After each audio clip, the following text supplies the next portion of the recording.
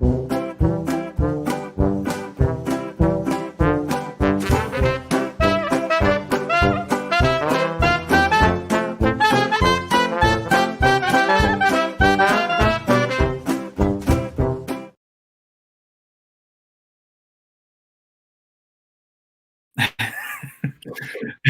everybody. Well, hello. There you are. It's always like I'm starting from square one when we do the show. Well, maybe you are. I mean, I don't know. It could be like a Truman Show, like a Groundhog Day thing. I don't know. Andy, how you doing? I'm doing good. Ran some errands today. Got the car washed. Yeah. Went to the liquor store. You know, the usual. Well, liquor store, the usual. That's right. Fair enough. Well, I mean, the bar doesn't stock itself. Yeah, no, that's true. I will say, folks. First off, where are you watching from? Go ahead and chime in. Say hello. This is our weekly ritual that we've been doing, and we'd love to know everyone's live and watching it, and not just a bunch of fake people out there. So feel free to chime in the community, folks. We don't want a bunch of Russian bots watching. The bots are also welcome to comment as well. I can kind of read Russian. I used to be able to.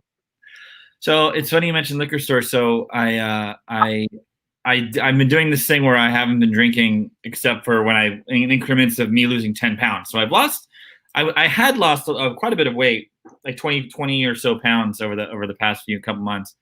And then my birthday came, and that was when I went out and I wasn't going to bars and things like that, but I definitely was drinking. And so I went on like a week-long bender from going like not drinking to maybe drinking, having a cocktail at night or whatever. But now I'm back to no more drinking, and I'm not going to weigh myself for probably 2 weeks because I'm too scared to. But I am going back down on the trajectory to lose weight again.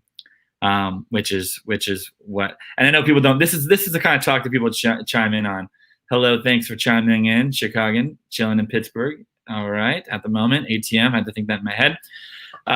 So before we get going here, there is a really cool announcement that that's going on. Basically, you have a class starting next week. I do. It was supposed to be this week, but it's next weekend on the 22nd. The introduction to themed entertainment, sound, and music. That's an overview of what is sound in a theme park, how to sound in a theme park. And we're going to talk about history and case studies and BGM and dark rides, interactive dark rides, parade shows, spectaculars, all that good stuff. How and why they are. That I'm really excited about that. I don't know if you know this, but I signed up. Oh, did you? I did. Oh, wow. I think well, as I talked to Morgan last week, and there were 15 people signed up. So the cap is 20. Thank you for the link. The cap is 20, so I mean, I don't know, who knows? We might sell out, and there's I think one more week to sign up. I think the signups closed the week before, if I recall.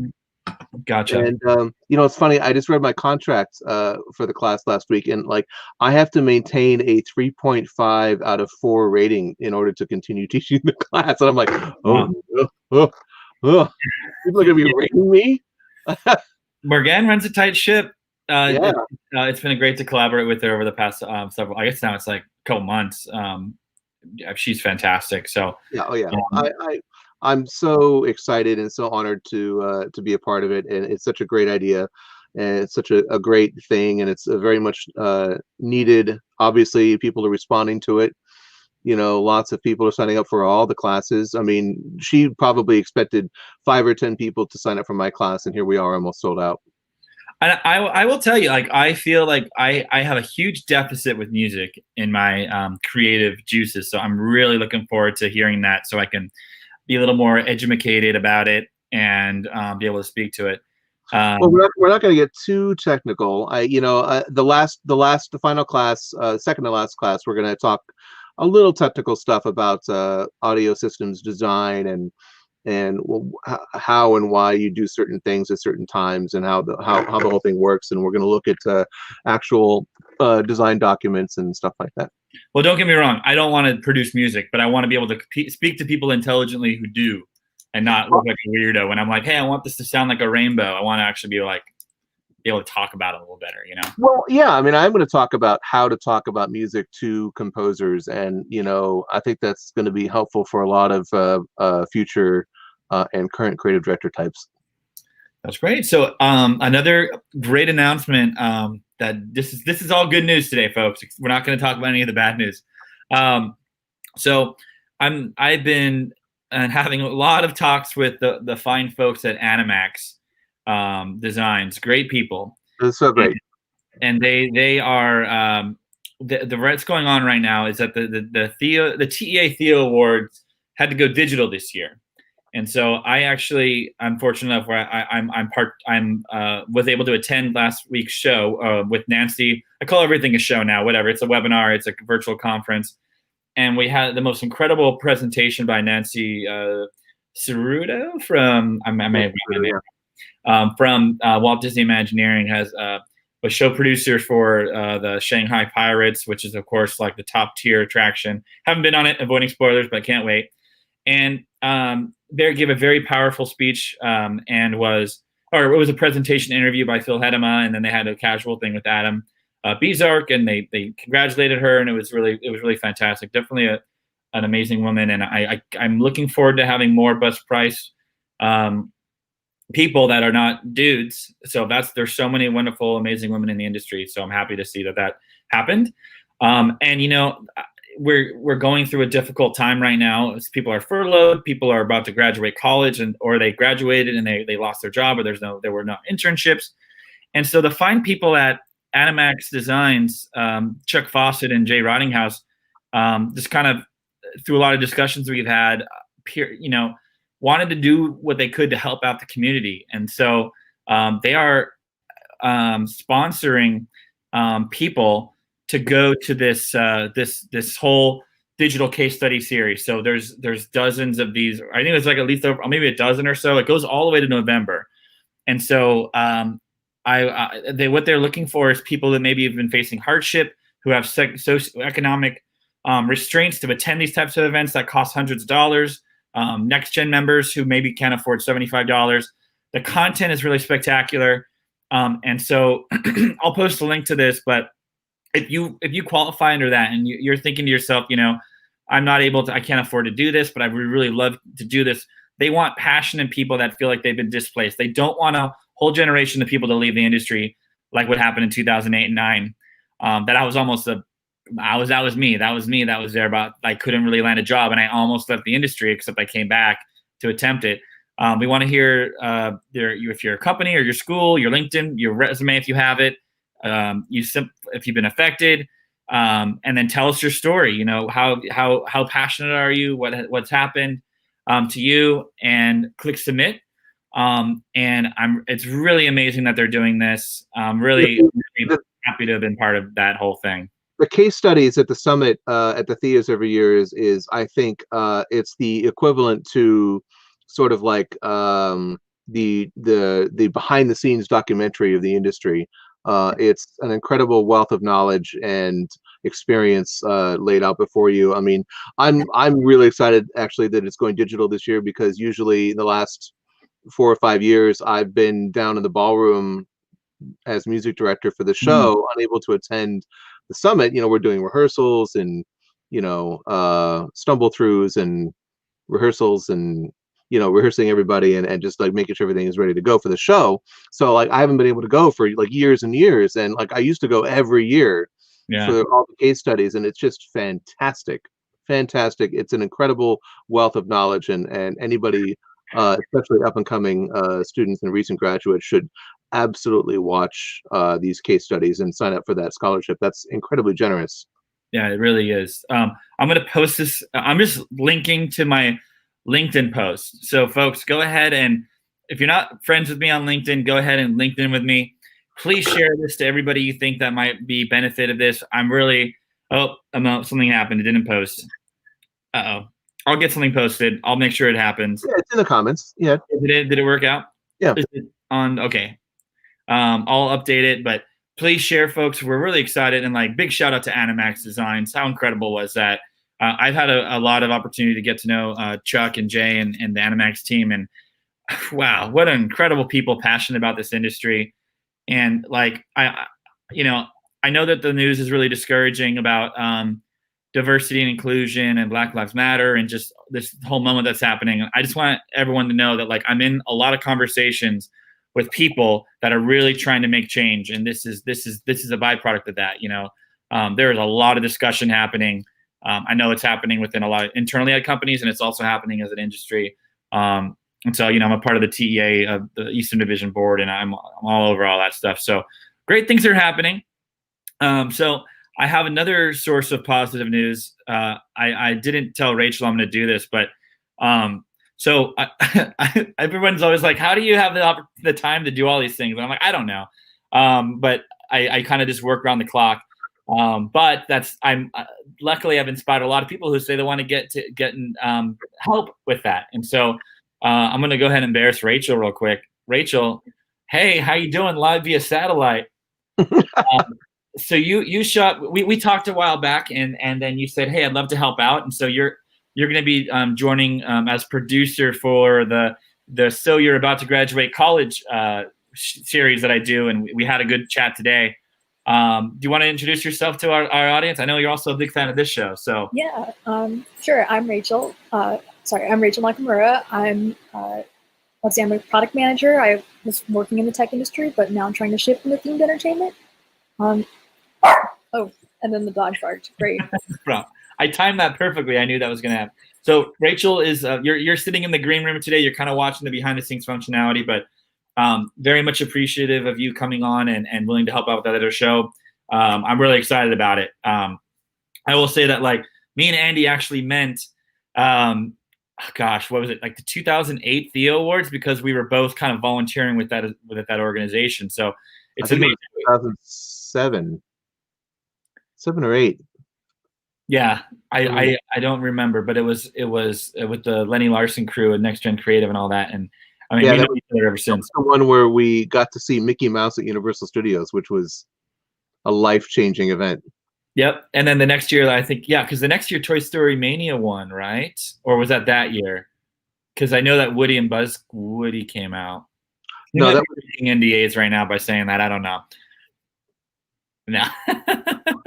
I can't remember. It all just runs together. All the shows run together.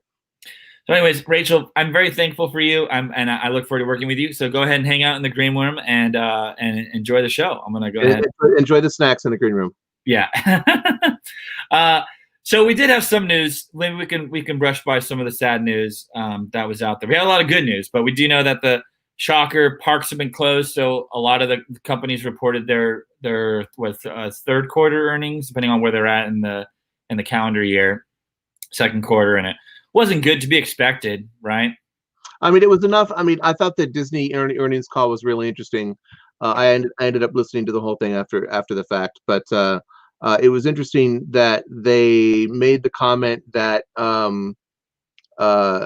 it's worth it for them to keep the parks open. They're actually making enough money to justify keeping the parks open. So, which was really interesting and very telling about their operating revenue and expenses being such that they can keep the park at 20-25% capacity and still actually make money. So. Yeah. And, I just some boots on the ground stuff out of Orlando. I keep posting that, like right now for the next 2 weeks, annual pass holders cannot book a reservation. They're all sold out. And then we just see constantly on social media that the park is completely empty. So they're throttling. They're not letting their annual pass holders. And I'm kind of worried it's going to like bite them down the line if they're not, if they're just going to, and I'm hearing a lot of people trying to cancel and they don't want to renew, because why would you renew? You can't go. So we'll see. But I will say, if there's anybody out there in Orlando that does want to go, and I'm sure Ben would tell you this, just keep trying. Like a lot of times they book out. I have gone. So I will tell you that it is possible to get day of, even though if it says it's booked out. And I stay away from everybody, but I did go, and we went to Epcot and did have a good time. Me and my wife did. So we keep our distance from everybody, and just like we get a drink and then we sit in our own little corner and just stay away from everybody because I can't sit there and face people walking by because all I do is look at their mask and whether or not it's over their nose or not, and it just drives me insane. Like I can't take that operations cast member that doesn't want people not breaking the rules, so I just stay in my own little area, and that all works out just nicely.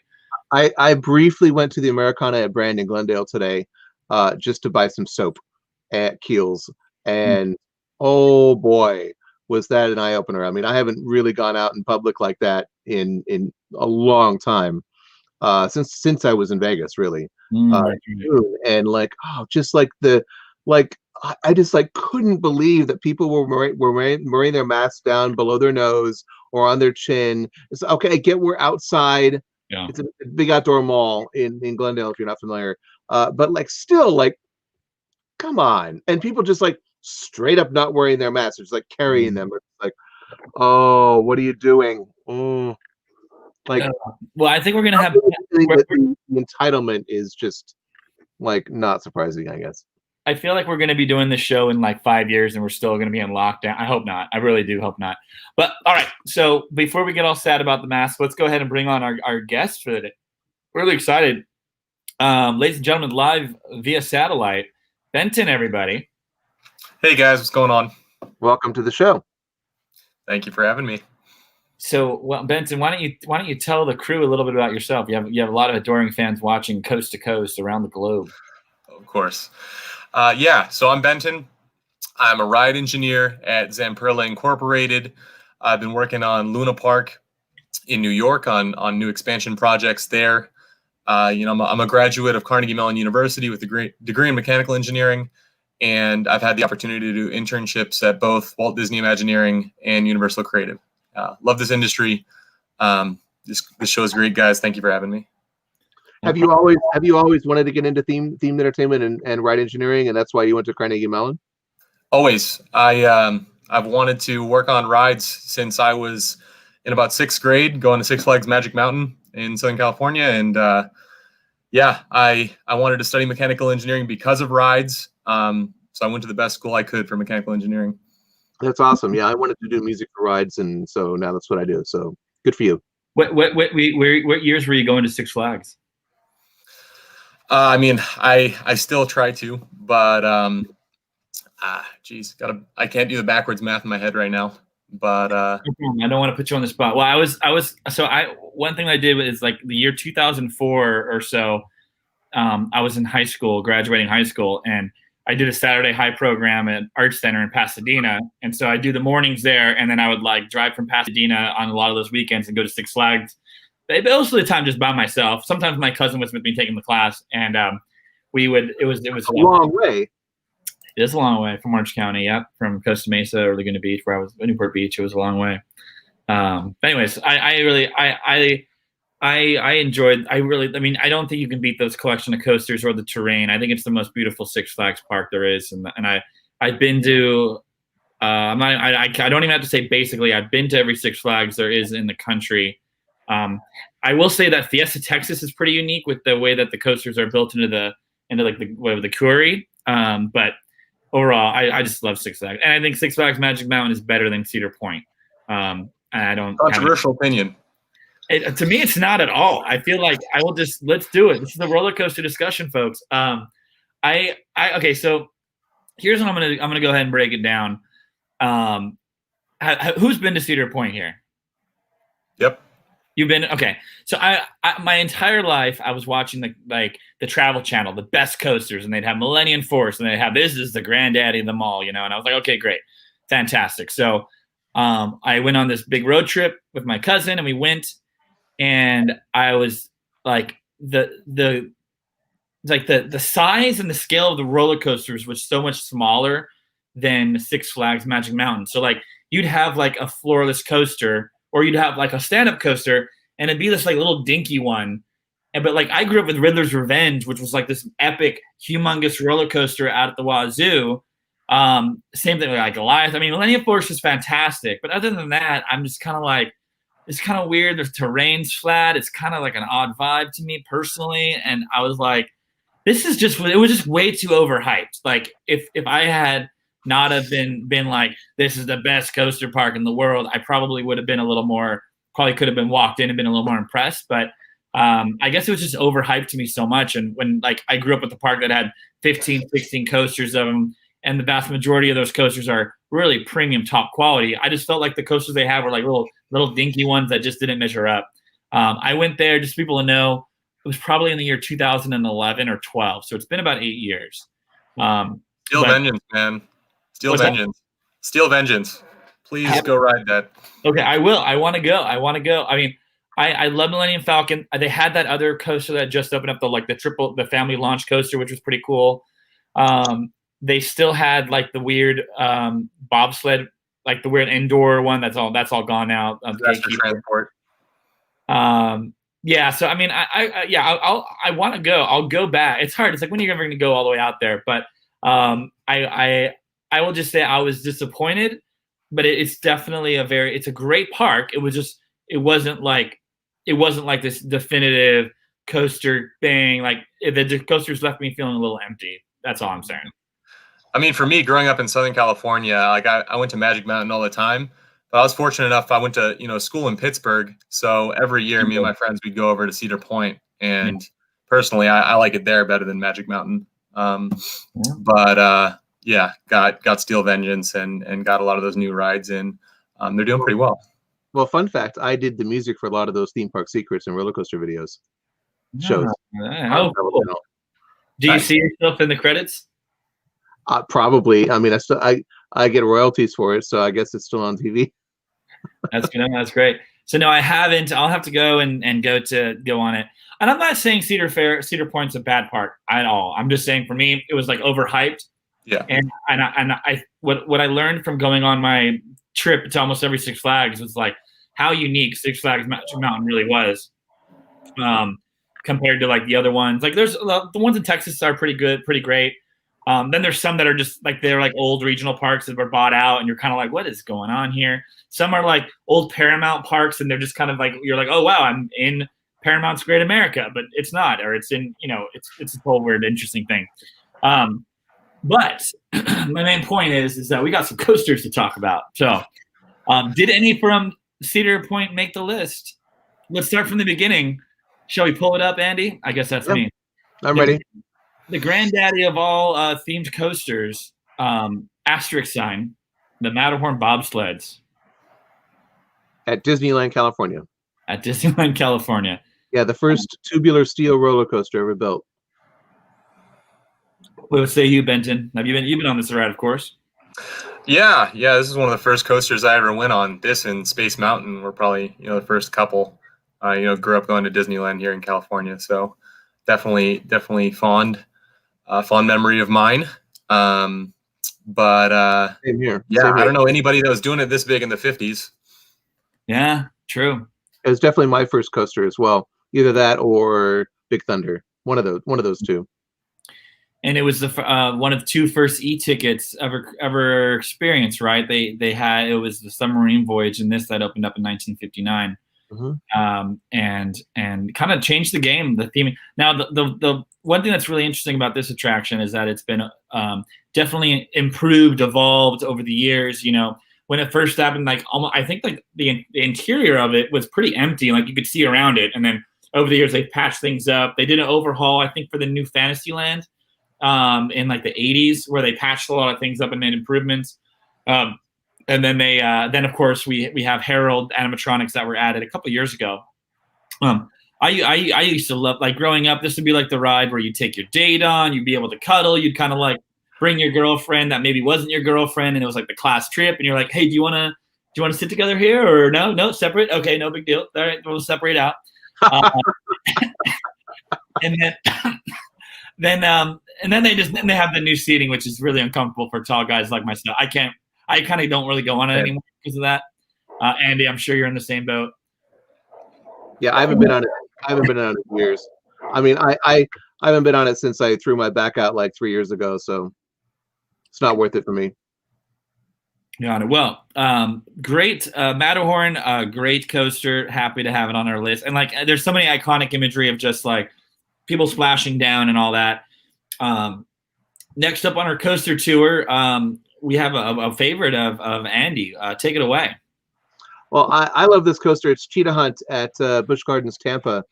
I just love this coaster. I love this element on screen, which is like, you launch up into this tree, so you're like a cheetah up in the tree, just kind of like cruising around looking for prey, and then you dive down out of the tree into this meadow and then down into the river. I couldn't find a picture quickly enough today to illustrate the incredible moment where you go down into this like raging river into this sort of canyon, and I just thought that was just phenomenal, incredible, rockwork elements and rushing water, and just was so beautiful and unexpected, and just like I love the sort of treetop theme and structure there. It was just so interesting and clever, and I feel like almost like avant-garde for a coaster in a way, sort of sculptural, suggestive, maybe not literal, but it's just enough to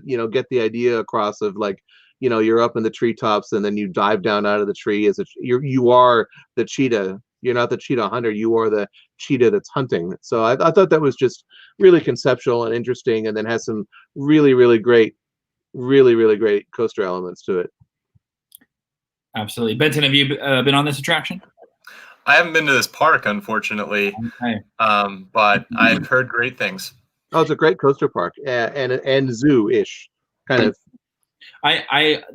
This attraction took place over a ride called Rhino Rally, and that was a very unique attraction. Yeah, When it worked. Did you go on that? No, but I've seen video of it. Yeah, I will say that I had a what the F moment, complete surprise on that attraction. I don't want to talk about it now because we can talk about it another time. But this took that area over, so all those rushing waters and all that. It was so funny because we have another coaster on here, and I was like, I should just ask Brian Morrow to come on and talk about his time, because he worked on these coasters, and I know he's very methodical about this, and it'd be great to have him on. So I'll have to track him down, get him on this. Great coaster. And yeah, the Busch Gardens parks are just fantastic. Both Busch Gardens parks are so great. Like, I really think it's a great model for SeaWorld. High quality theming and coaster. What do you got up next over there, Andy? Can you rifle it forward? Let's see. We've got Incredicoaster. So this one's controversial. I grew up with the California Screamin', and then it's not controversial, but then a few years ago, of course, it transferred to Incredicoaster. Benton, what say you? Yeah. I mean, I grew up going on California Screamin', and I'm very fond of it as well.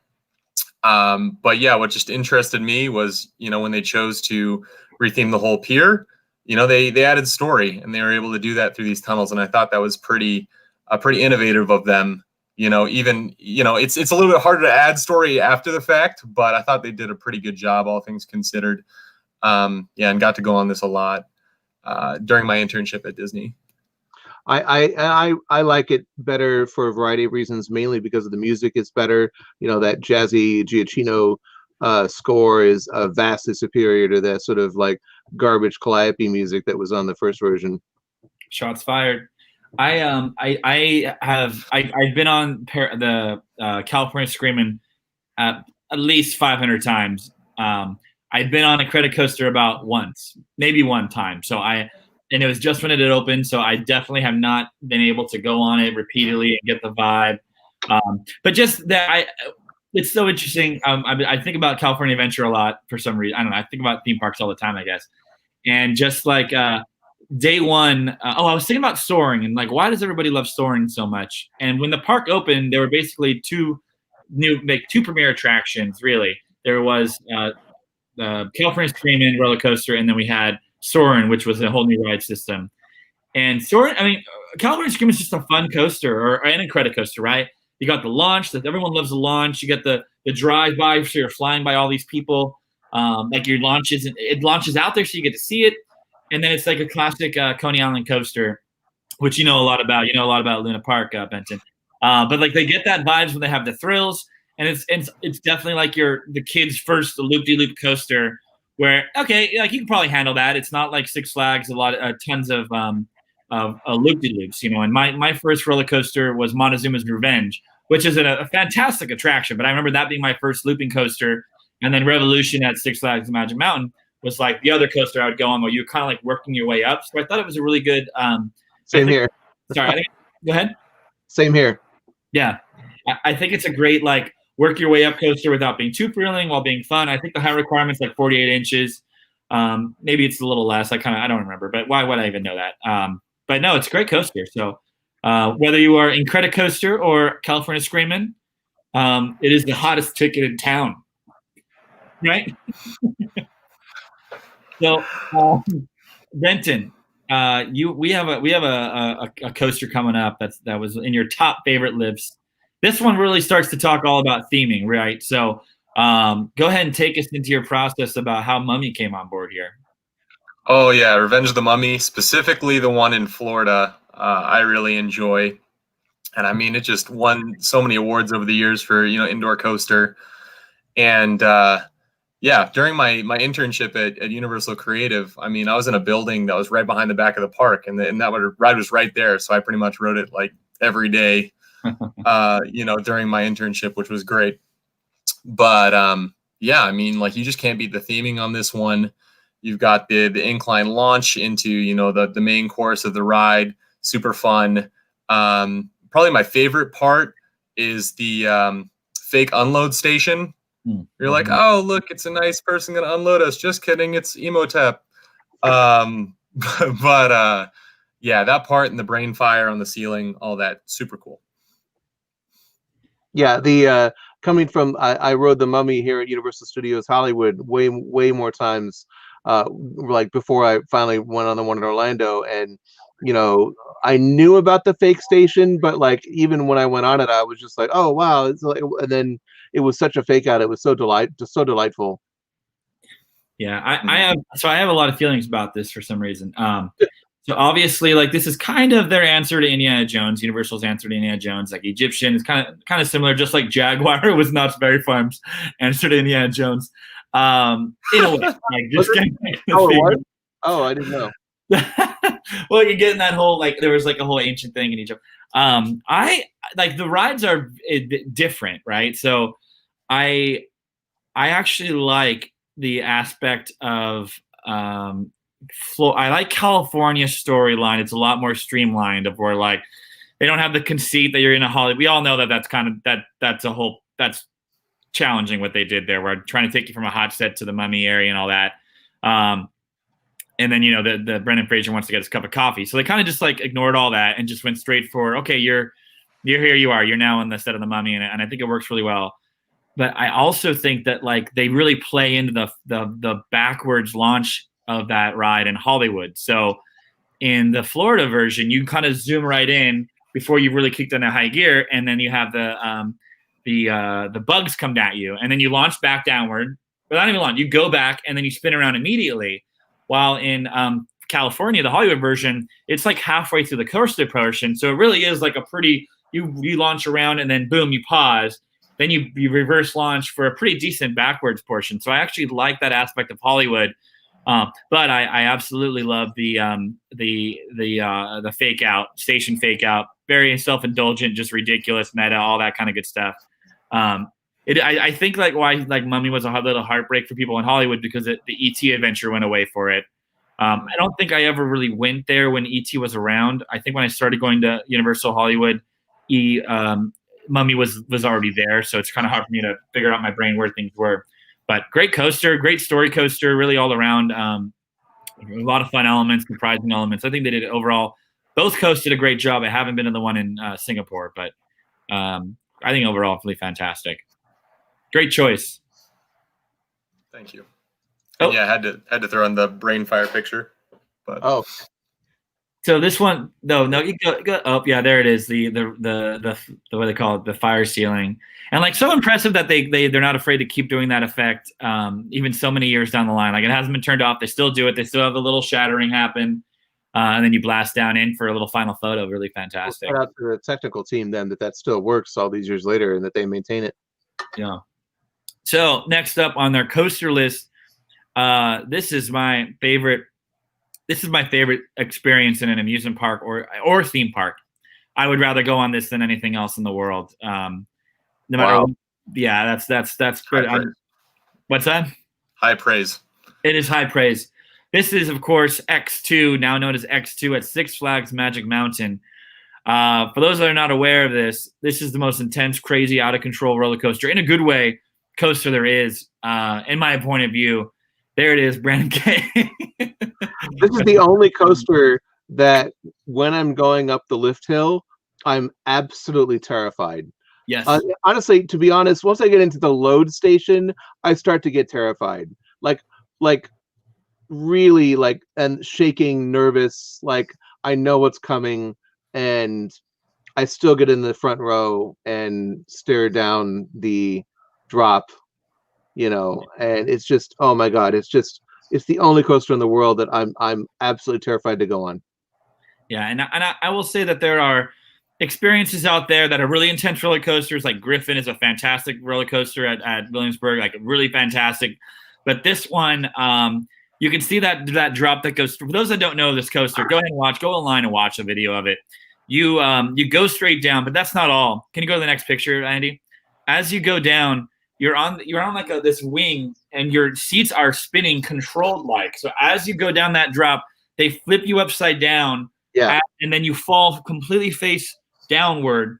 And as they designed this, their whole point was to make it so that you were reenacting extreme thrills like skydiving, which there's nothing out there like this drop anywhere at all. And except for the one that they built, that's the same exact model ish. But that experience is unreal. And then then they have another element where it's like you flip backwards like you're doing a motorcycle drop. It's absolutely here we go. Wyatt Winter. I had a friend almost have a full meltdown from nerves and fear about riding next. I almost asked Randolph to let him out. Oh yeah. Crazy. Yeah. I totally understand that. Yeah. And Benson, you've been on this ride, right? What do you think? Yeah, I mean, this ride is so nuts, it made Arrow go bankrupt. I mean, they literally didn't finish, and the park had to finish the ride. Like, this was so over-the-top ambitious at the time, and, I mean, still is. But, yeah, incredible attraction. I mean, it just kind of throws you around like a sandbag. So, and one thing I'll say is that the restraints are very comfortable. For me, I'm a big guy, so you have your feet are dangling. And they've started to do wing coasters. I haven't actually been on a wing coaster, but a wing coaster would be like this, except you're not spinning. And it's a controlled spin. So there's ones like the Green Lantern out there where you're just like spinning round and round. I don't like that. This has 4 rails that are all working together to guide and spin it. Really ingenious. I mean, really incredible. I absolutely would go over. I would rather go on this than Rise of the Resistance. So I mean, it's not even close. Like this, the thrill you get on this coaster. The view you have of the entire park, and they've added music and they have fire. It's all fine. It's all good, but it is one of those rides where I've waited 4 hours to go on it, and I didn't blink, and I were like, okay, let's do it again. Let's come back tomorrow and do it again. I think it's the most intense experience you can have in an amusement park. It is. It's super intense. Yeah, it's the only roller coaster I've been on where I'm like, I literally can't control my arms or legs right now. Yeah. It is pure fear and adrenaline. And it's like, it definitely shaped me as a kid. Like okay. So funny story. I actually built this coaster out of Connects. Nice. In my living room. And when I was like in high school, and I had little cars where they would actually freely spin. I wish I had a video of it. I don't know where it is, Wow. but I actually built a full scale version of this. Well, not full scale, but a scale version of it out of Connects with like 8 Screaming Serpent sets. Very nerdy. But I loved it. I loved it. Absolutely. All right. Well, enough of the fanboys over X and X2. What do we got next? Oh, here we go. So we're going to take things to the other side of the world. Andy, you've been on this. Go ahead and set it up a little bit. This is the Big Grizzly Mountain Railroad at Hong Kong Disneyland, which is a sort of like Hong Kong's. Sorry, I'm looking up because it's on my projector. This is Hong Kong's answer to Big Thunder Mountain. It's kind of in the area of the park, Grizzly Gulch, which is near their sort of Mystic Point. You have to go. It's sort of like their Frontierland kind of. Grizzly Gulch, right? Big Grizzly Gulch, I think. Grizzly Gulch. and it's a really fun little coaster. I mean, it was my favorite ride in the park. Shots fired to Mystic Manor. But I went on this, I don't know, 3 or 4 times when I was there. I was also there on the hottest recorded ever day in Hong Kong. Oh my gosh. It was like 118 degrees and 99% humidity. I was wearing one of these shirts, like my black overshirt, and by the end of the day, it was so soaked I had just was using it to wipe off the flop sweat, and I literally on the way out of the park just threw it in the trash. Yeah, I really enjoyed this coaster. Oh, yeah. I don't want to give anything away, but I'm going anyway. So this is definitely like if Expedition Everest and Thunder Mountain had a baby. So you have backwards and forwards and launching and AA figures and like really fun animal, like Mark Davis-y kind of like fun animal scenes, and just some fun gags, and yeah, it's great. It's got the track switch and all that. It was just like purely delightful. And I also loved like the big barn that the load and the unload is in. It just feels like a big fun kind of space, and I thought it was just incredibly fun and charming. And one thing about this coaster compared to like Thunder Mountain and Everest is like it really it activates the area quite a bit. So you can as you can see this path, the coaster goes in and out of a winding path, and I love that kind of design. So like you on all sides. Slinky Dog does a good job at that. This is like the main path through the land, and it has these 2 ins and outs, so the 3 ins and outs under the bridge. It's almost like an RCT wet dream of a coaster, where you sort of like oh, just look at all the parallel paths and like walkovers, all the interactions and stuff like that, and it's like there it is. You got the whole thing, and I thought it was just fantastic. And of course, I don't want to give it away, but there's obviously a really cool moment on halfway through the ride. I don't want to give it away, but there's a lot of gags in there too. So if you go to the next slide, Andy, you'll see, they're little fun gags with bears. It's a grizzly bear around, so there's, and really high quality sets too. It's not just throwaway stuff. It's really high quality. Yeah. And I love that she said BGM, which is, for me in my world, it's background music. I just love that the whole thing is called BGM, which is a lot of fun for me. And I do want to, okay, next up, Gringotts Bank. No, it's good. We'll go right to it. All right, Benton, what say you? Yeah, this ride's great. I mean, it's true. Definitely next level in terms of being a roller coaster and a dark ride.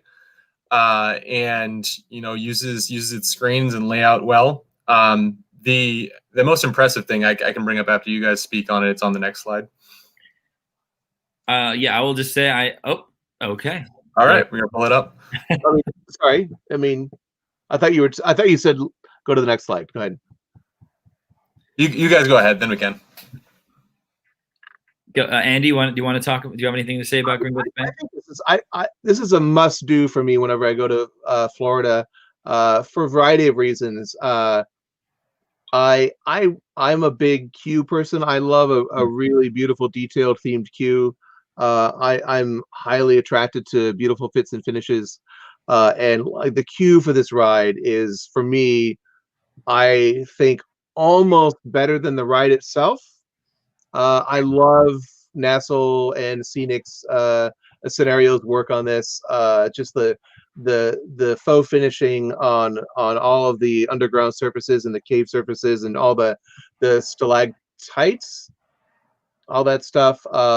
And the vehicles, it's just like the finishing and the character finishes for me is just like, and the big corridor they go and the big silo stairway. When I first saw that, I about lost my damn mind.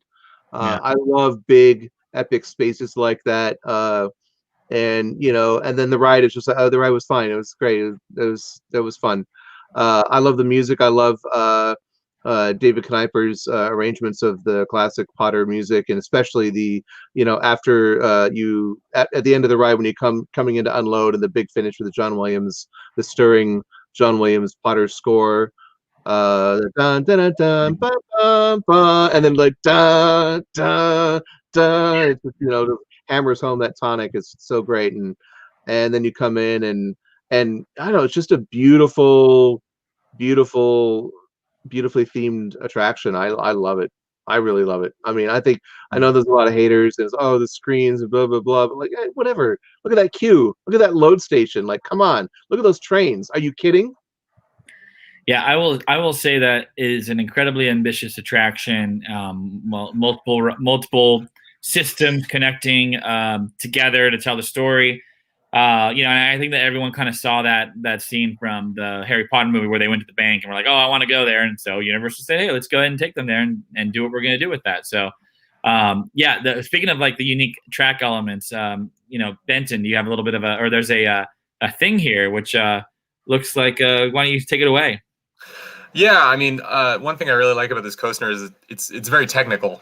It has the tilt track at the beginning, and then throughout, in those couple of scenes, they have what we're seeing here, which was a drawing on patent filed for motion-based coaster track.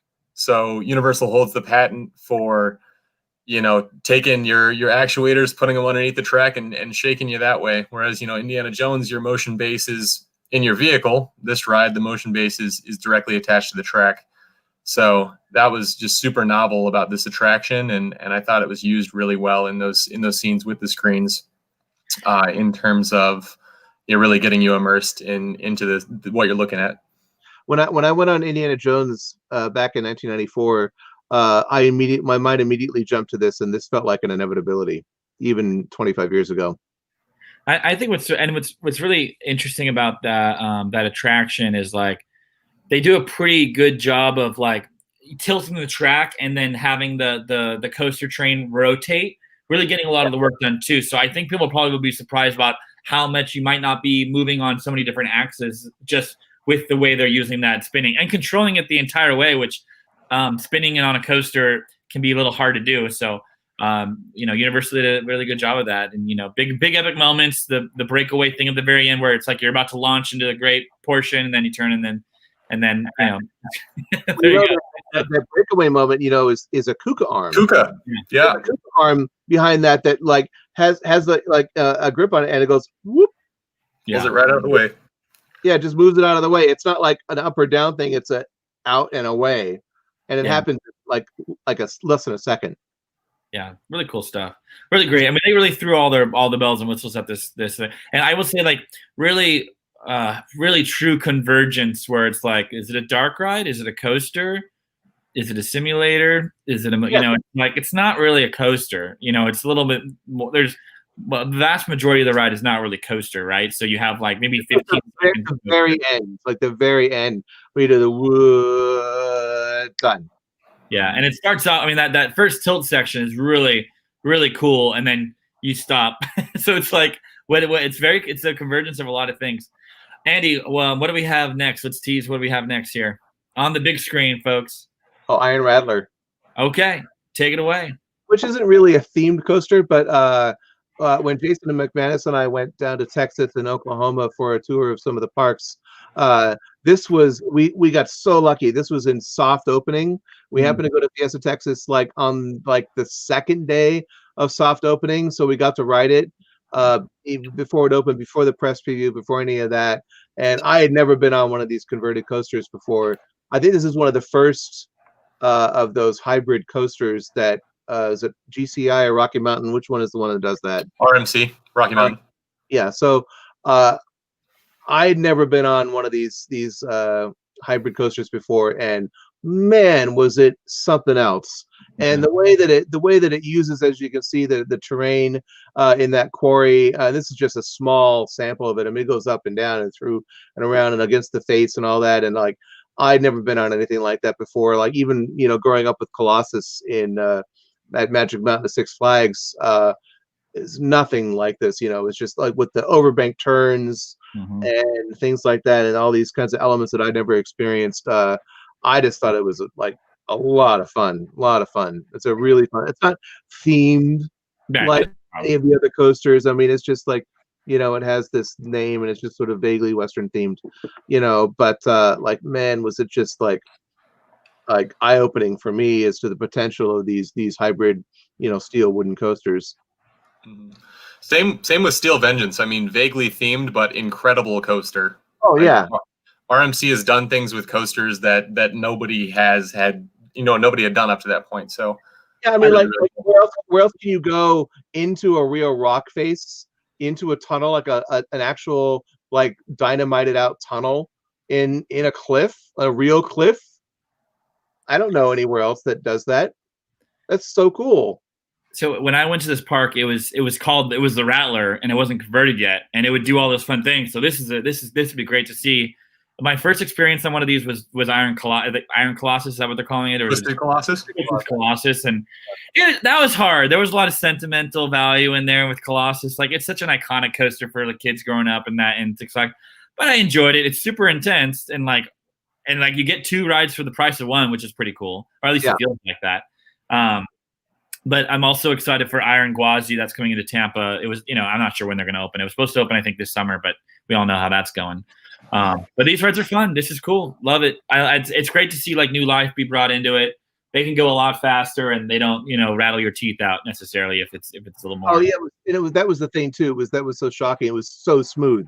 It was like glassy smooth for a mostly wooden coaster, and just that iron track, that steel track was just like, it was like butter. So Troy by GCI at Toverland in the Netherlands is my top winning coaster. Kind of mind blowing. It's a deep cut. I've never been on that. Never even heard of Toverland. So it's a deep cut. Wyatt. He's just showing off now. And if you look at that's interesting. All right, cool. What do we got? What do we got next on the blower? All right. Here we go. This is a big one. Buckle up. Oh yeah. Buckle up. Expedition Everest. Benton, what say you?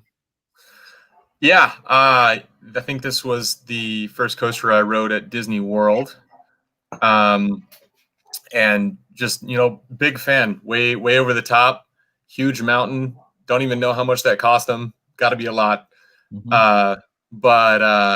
Yeah. Now also the first roller coaster I went on that went backwards. So that switch track is really impressive. When I'm going up to that top, with the broken track, I always look back to try to see if I can see the track flipping. Yeah. Very impressive. But yeah, overall, great themed ride. Disco Yeti is not quite as good as original Yeti, but still a fantastic attraction. Andy? Again, this is one of those attractions where, for me, like, the queue is half the fun. I mean, the queue is just absolutely gorgeous. The level of detail that Joe Rohde and his team, achieved, with the storytelling, and like you go through, the store and the camp and like the little museum, the Yeti museum, and the temple and this whole thing, and then you go into, when you go into the load station, the train pulls in. If the steam is working on the engine in the back, it's like, so cool and immersive. I love the section after the first lift hill where it's almost like a scenic railway where you're just kind of like going through the meadow and the forest for a little bit before you go up the main lift hill there at the top on the left there.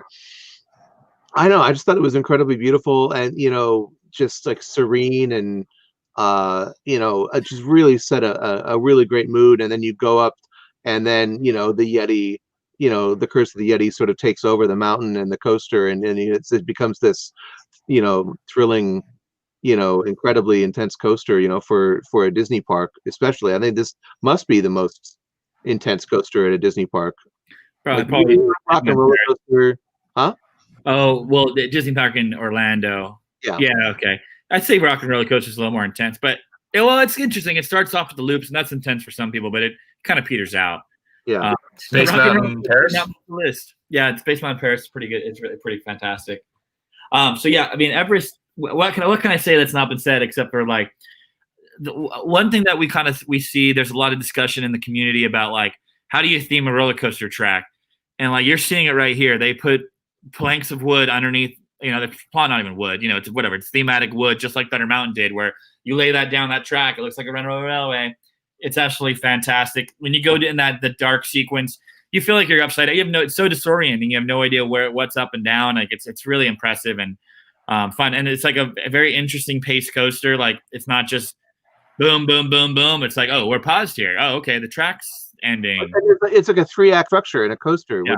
which I've never seen before. Really, I mean, maybe the Mummy. You could say the Mummy in Florida is a 3-act structure, kind of, but this is really a 3-act structure.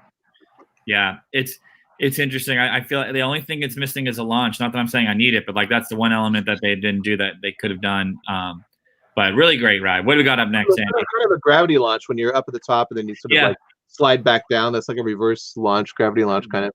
I don't know. I mean, Benton, I mean, are you aware of the technical achievements of the ride in that the coaster track, the building, the rock work, and the Yeti are all completely separate structures with their own foundations and they do not touch? I was not aware. Yeah. So that's how it was engineered. It was like the coaster track and the building with the rockwork and all that stuff, and then the Disco Yeti are all separate structures that literally do not touch each other. I guess you don't want to have the vibrations and all that kind of doing. Yeah, because the coaster vibrations could shake the rockwork apart, and the Yeti was its own thing and has its own problems, as we've all known for the last, I don't know, 20 years. How long has it been? When did that ride open? 2004, 5? I think 6, but I'm sure somebody could tell us who's Googling out there. I'm sure we could Google too. Yeah. we got the computers. All right, Andy, what do we got next on the list there? Let's see here. Next slide was just saying hi to the Yeti. And hey, I've never seen it. I wish one day it'll be fixed, but I know it's complicated. I don't think it will, personally. Yeah, I remember Joe Rohde on Instagram as recently as last year. Recently, was just like they literally have to like saw the top of the mountain off to like get it out and fix it and whatever, and it's just like forget about it. Yeah. Oh yeah. So good one. I love this. I loved this ride when I was a kid. Loved it. Andy, take it away. Oh, I mean, I'm ill prepared to talk about this other than just pure nostalgia. You know, I guess this is probably the first coaster I ever went on. Because I remember going on this as like a little kid, like a really little kid. Yeah. You know, I mean, I was born in 1974. And when did this open? 78, 79? No, I didn't do any fact checking on that. Right when it opened, because 76. 76? Okay, so yeah, I remember going on this when I was really young, and like I remember specifically, you know, there was like no restraints, and they're like little kids on, like you basically have these like, you know, vinyl straps that you would just put over yourself and like whatever. I remember getting thrown around this thing like a rag doll, and they had this sort of like, you know, duct tape, you know, patched up padding on the inside so that you didn't get bruised up too bad. But like, man, I loved this as a kid. It was just so fun. So fun. Yeah, and this was converted as from like a motorcycle chase. I never went on that. I only knew it as this. And yeah, I mean, like this was Knott's Berry Farm to me. It was like just fun. Your parents could be behind you. You could sit there safely.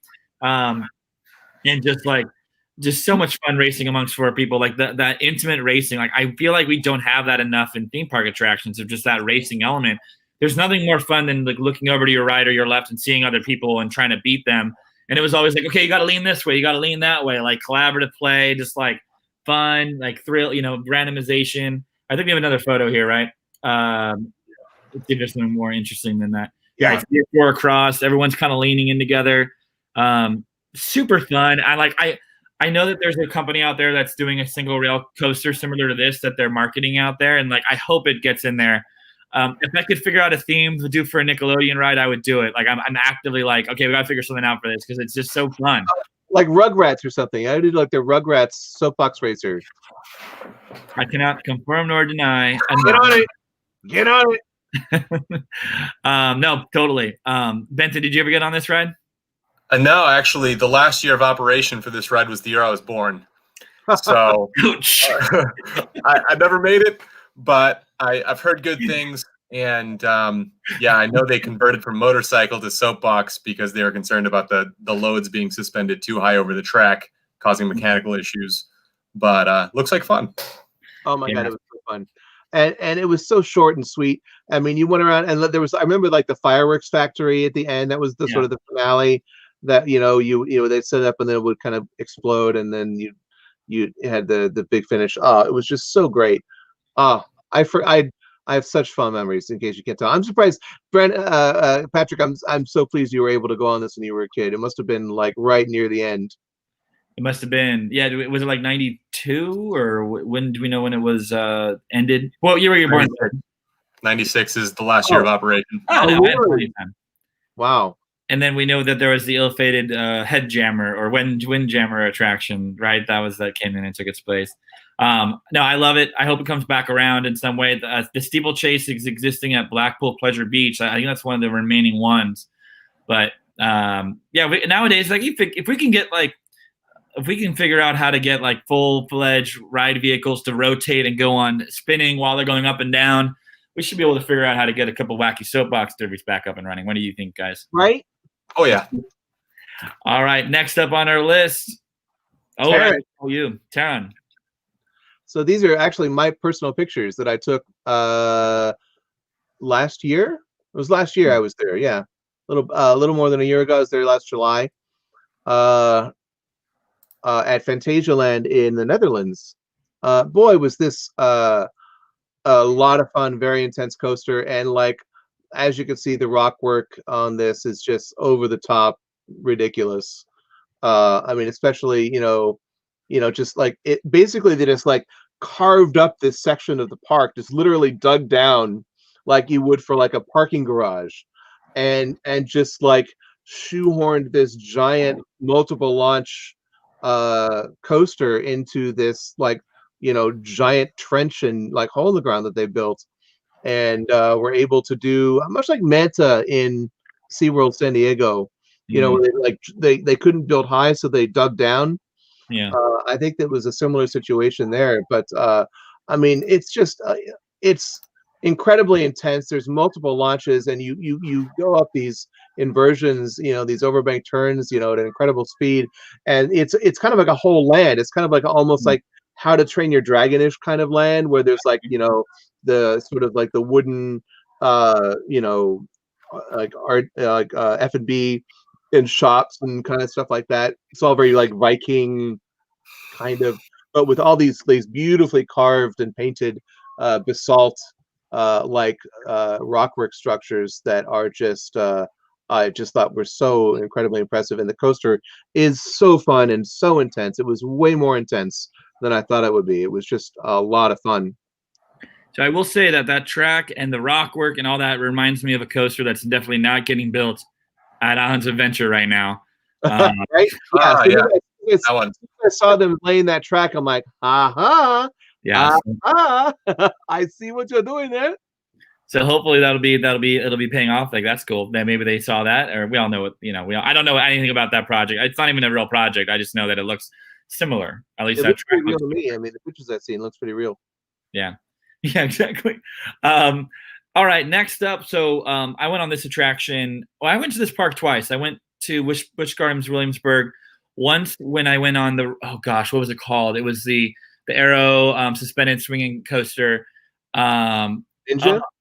No, it was Ninja, but not that. And it had a cool name. And it was like the bat. It was like a bat or vampire themed coaster, right? Yeah, like medieval times. Somebody's got to know this. Oh, Big Bad Wolf. What was it? What are you talking about? Big Bad Wolf? Yeah, Big Bad Wolf. Definitely not. The suspended. Yes. So Big Bad Wolf was basically out of its 25-year or whatever. The era exodus that's happened. Somehow Ninja's still operating. Thanks, Wyatt. So Big Bad Wolf came out was going to get torn down, and then they put Verbolten in there. So Verbolten is a very fun coaster. Have either of you been on Verbolten? No, unfortunately.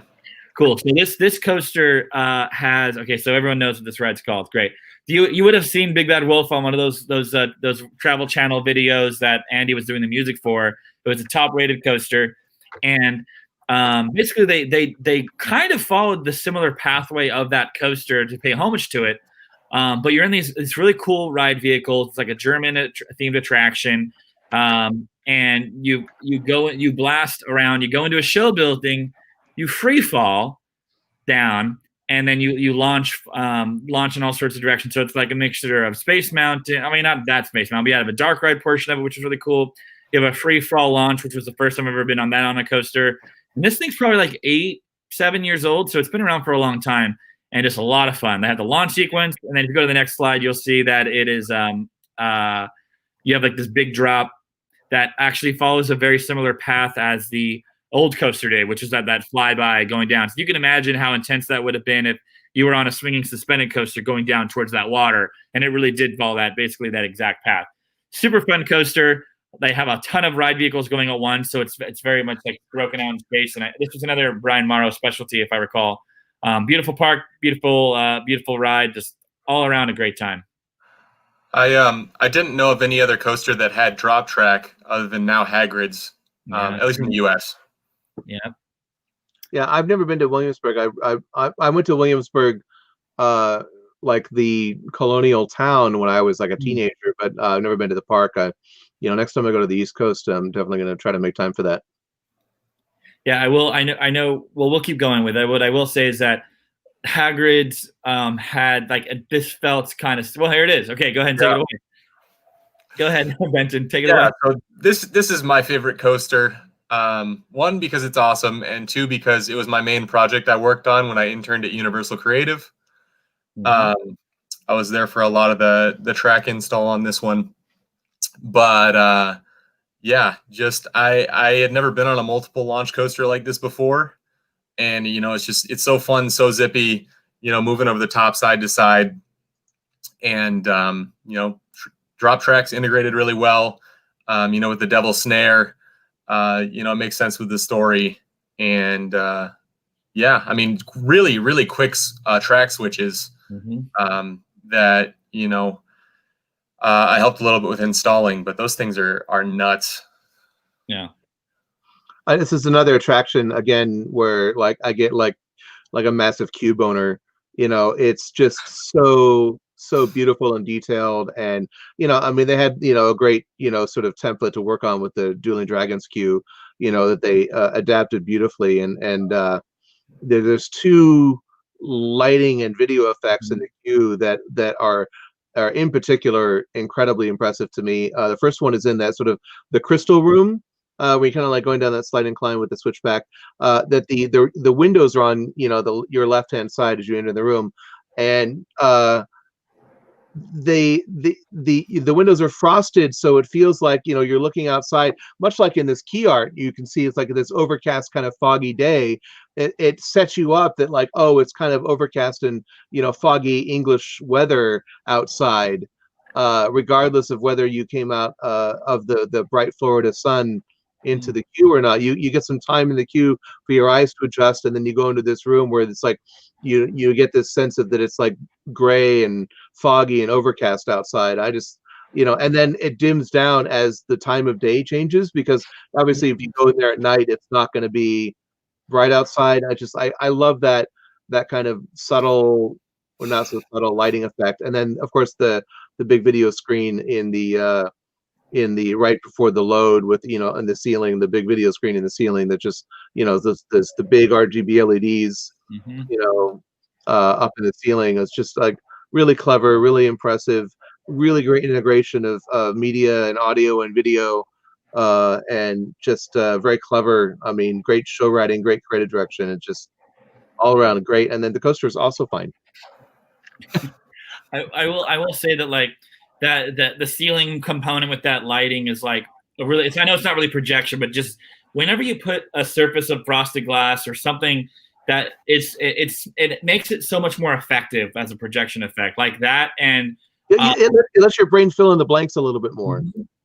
And just like on the frosted glass on what is it called? The train, Hogwarts Express, where they go up against the glass and look in, very effective. Also on Navi River Journey, when they have the lily pads and the frogs are jumping, like whenever you have like a natural screen there that should have been, it's absolutely fantastic. This coaster, I've only been on this a couple of times. I went on like opening weekend-ish time, waited a long time. It broke down several times, but then I went back for a TA event, and it was a little bit of a delay, but I did go on it. And then I think I went another time, maybe like an Apple party or something like that. It's fun. Like I still feel like I need to get more and more on it to kind of realize what I'm experiencing. What definitely was a biggest. I don't want to give away spoilers here, so I'm just going to nod if you haven't been on it. Don't watch a video of it before you go on it. Just go in completely cold if you can, if you haven't already.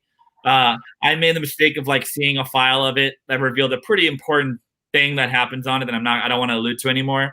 That was like, it's a big moment that's like really exhilarating when it happened. So Yeah, I went in totally cold. I didn't watch any videos, even though I have a lot of friends that worked on it.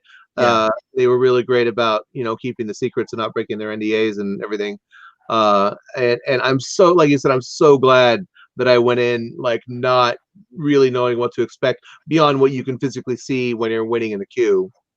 Yeah, and I wanted to say that this was a THEA award-winning experience, and we talked about earlier about Animax that is sponsoring people who may have faced financial hardships to attend the THEA digital case studies. Animax worked on this project, so they did Hagrid and really a great work, a lot of fun. When you zoom, they did most of the animatronics on that attraction. I don't really know how many they're allowed to say, but really great stuff on that. So happy when good people are winning and great work's happening, and I'm happy that they're able to say that they worked on it. So great stuff. Benton, I know you're holding that pretty close to you went on that ride. You probably went on it when it was just a bunch of scraps and didn't even have any theming around it. But that's fantastic. So finally, we have the future of themed roller coasters, right, Benton? Oh yeah. Guardians of the Galaxy Cosmic Rewind. Great This name, one's by the way. super- Great name. Super, super exciting. Coming to Epcot. First roller coaster ever in Epcot. Going to be the biggest indoor roller coaster in the world. So this one, big hype around this one. I mean, that show building is just massive. If you've been to Epcot, while they're building that thing blocks out the sky. Yeah, I'm super excited for this one. It's like a vehicle assembly building at Cape Canaveral, but like for a coaster. Yeah, it's definitely.